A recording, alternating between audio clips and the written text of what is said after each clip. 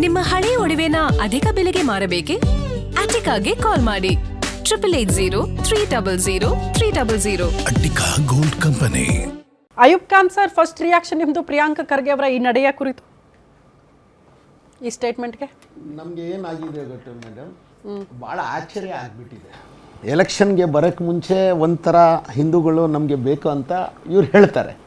ಆಮೇಲೆ ಅಲ್ಲಿ ನೋಡ್ರೆ ಮುಸ್ಲಿಂ ಅವ್ರಿಗೆ ಯಾವುದೂ ನಮಗೆ ಸೀಟು ಅಲ್ಲಿ ಕೊಡ್ತಾ ಇಲ್ಲ, ಜಮೀರ್ ಅಹ್ಮದ್ ಅವ್ರಿಗೆ. ಅದು ಒಂದು ಬೇರೆ.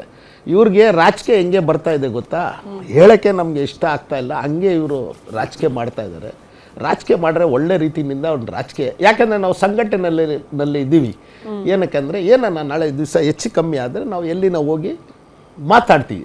ಇವ್ರು ಏನು ತಿಳ್ಕೊಂಡಿದ್ದಾರೆ, ನಮ್ಮದು ಬಾಯಿ ಏನಿದೆ ಅಲ್ಲ ನೀವು ಮುಚ್ಕೊಂಡಿರಿ, ನಾವೊಂದು ಹಾಕಿ ಟಾಕಿ ಥರ ಇವ್ರು ಮಾಡಿಬಿಟ್ಟಿದ್ದಾರೆ ನಮಗೆ ಅನಿಸ್ತದೆ. ಯಾಕಂದರೆ ಹಿಂಗೆ ರಾಜಕೀಯನಲ್ಲಿ ಇಷ್ಟೊಂದು ಖರ್ಗೆ ಅವರು ಇದ್ದಾರಲ್ಲ, ಇಷ್ಟು ಯಾವ್ಯಾವುದೋ ಒಂದು ಸ್ಟೇಟ್ಮೆಂಟ್ ಕೊಡ್ತಾ ಇರ್ತಾರೆ ಯಾವತ್ತೂ ಒಂದು. ಇವ್ರಿಗೆ ಬಿಸಿ ಬೇಕು, ಇವ್ರಿಗೆ ಮಾರ್ಕೆಟ್ಗೆ ಬಿಸಿ ಇದ್ದರೆ ಇವ್ರದ್ದು ಕೆಲಸ ನಡೆಯೋದು ಅಂತ ನಮ್ಮ ಅಭಿಪ್ರಾಯ. ಓಕೆ ಸರ್, ನಿಮ್ಮದು ಫಸ್ಟ್ ರಿಯಾಕ್ಷನ್ ಸರ್, ತದನಂತರದಲ್ಲಿ ವಿಷಯಕ್ಕೆ ಬರೋಣ. ಒಂದು ರಿಯಾಕ್ಷನ್ ಕೊಟ್ಬಿಡಿ ಈ ವಿಚಾರಗಳಿಗೆ ಅಂತ. ಪ್ರಿಯಾಂಕಾ ಖರ್ಗೆ ಅವರ ಸ್ಟೇಟ್ಮೆಂಟನ್ನು ನಾನು ಭಾಳಷ್ಟು ಸ್ವಾಗತಿಸ್ತೇನೆ.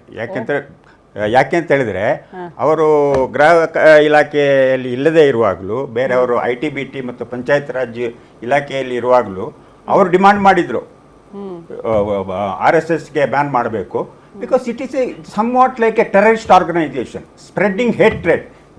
ಜನರ ಮಧ್ಯೆ ವಿಷ ಬೀಜ ಬಿತ್ತುವಂತ ಕೆಲಸವನ್ನು RSS ಮಾಡ್ತಾ ಇದೆ. ರಾಷ್ಟ್ರ ಪ್ರೇಮ ವಿಷ ಬೀಜ ಬಿತ್ತೋ ಕೆಲಸ RSS ನಿಂದ ಆಗ್ತಾ ಇದೆ.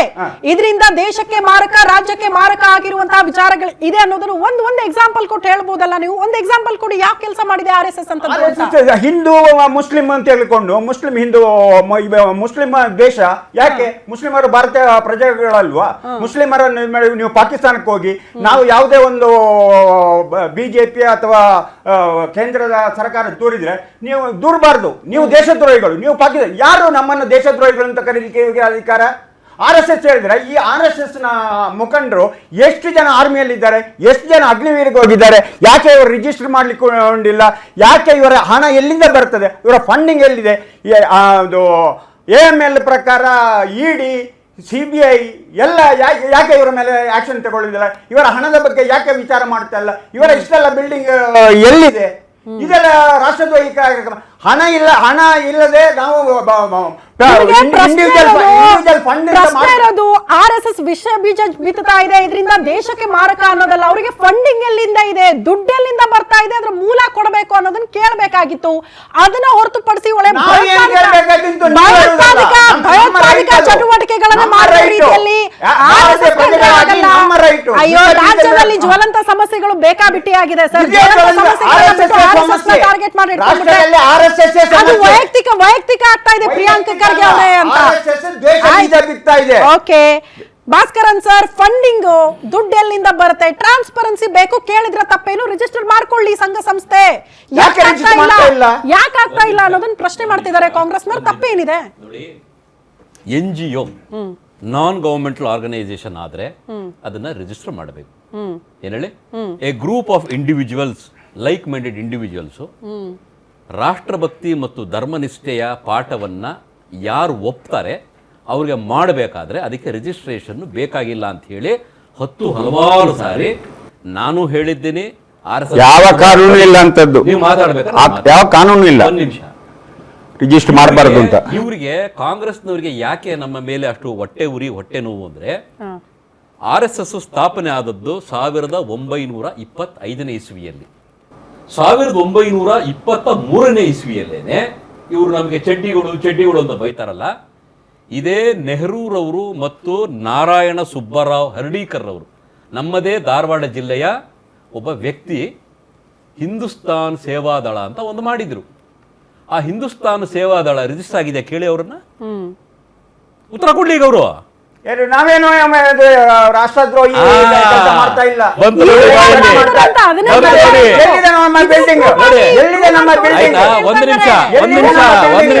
ಎಲ್ಲಿದೆ ನಮ್ಮ ಅಂಗಸಂಸ್ಥೆಗಳು? ಒಂದು ನಿಮಿಷ ಹೇಳಿ.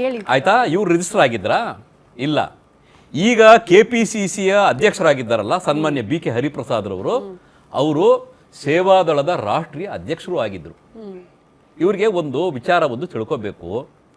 ಇವ್ರಿಗೆ ಯಾಕೆ ಹೊಟ್ಟೆ ನೋವು ಹೊಟ್ಟೆ ಉರಿ ಅಂದರೆ, BJP ಒಂದು ರಾಷ್ಟ್ರೀಯ ಸ್ವಯಂ ಸೇವಕ ಸಂಘದ ಅದೇನು ಸಿದ್ಧಾಂತಗಳಿದೆ ಅದನ್ನು ಒಪ್ಕೊಂಡು ಲಕ್ಷಾಂತರ ಕಾರ್ಯಕರ್ತರು ದೇಶವ್ಯಾಪಿ ಏನೇಳಿ ತನ್ನ ಮನೆಯ ಹಣವನ್ನು ಹಾಕಿ ತನ್ನ ನಿದ್ದೆಯನ್ನು ಹಾಳು ಮಾಡಿಕೊಂಡು ದುಡಿಯೋದಕ್ಕೆ ಅವಕಾಶ ಇದ್ದು ಹಣ ಮಾಡೋಕ್ಕೆ ಅವಕಾಶ ಇದ್ರೂ ಸ್ವಯಂ ಪ್ರೇರಿತರಾಗಿ ವಾಲಂಟ್ರಿಯಾಗಿ BJPಗೆ ಕೆಲಸ ಮಾಡಿ ಅದನ್ನು ನಿರಂತರವಾಗಿ ಅಧಿಕಾರಕ್ಕೆ ತರ್ತಾ ಇದ್ದಾರೆ.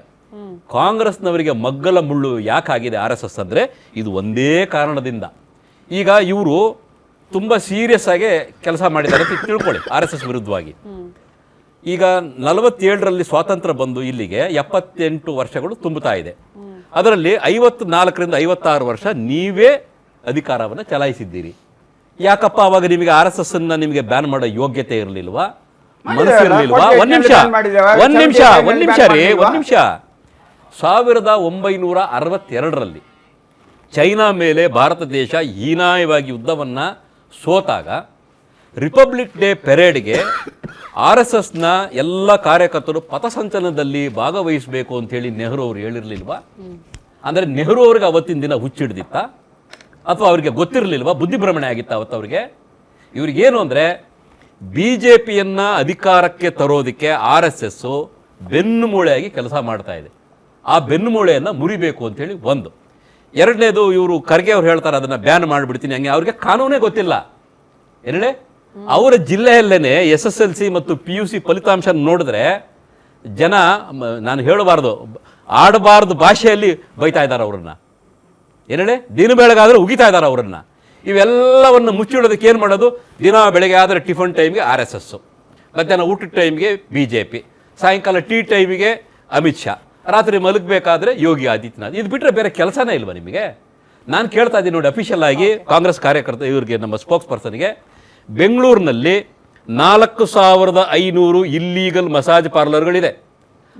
ಬಿಜೆಪಿ ಸರ್ಕಾರ ಬಾಯಿ ಮುಚ್ಚಿತ್ತ ನೋಡಿ, ಅಲ್ಲ ಈಗ ನೀವು ಇದೀರಾ, ನೀವು ಮಾಡ್ರಿ, ನೀವು ಯಾಕೆ ಅವ್ರಿಗೆ ಹೇಳ್ತೀರಾ? BJP ಅವರಿಗೆ ತಾಕತ್ತಿಲ್ಲ ತಾನೆ? BJP ಅವರಿಗೆ ತಾಕತ್ತಿಲ್ಲ ತಾನೆ? BJP ಅವರಿಗೆ ತಾಕತ್ತಿಲ್ಲ ತಾನೆ? ನಿಮ್ಮ ಹೋಮ್ ಮಿನಿಸ್ಟ್ರಿಗೆ ತಾಕತ್ತಿದೆ ತಾನೆ? ಮ್ಯಾನ್ ಆಫ್ ಐರನ್ ಅಲ್ವಾ ಅವರು? ಮಾಡೋದಕ್ಕೆ ಯೋಗ್ಯತೆ ಇದ್ರೆ ಮಸಾಜ್ ಪಾರ್ಲರ್ ಸಪರೇಟ್ ಇಶ್ಯೂ.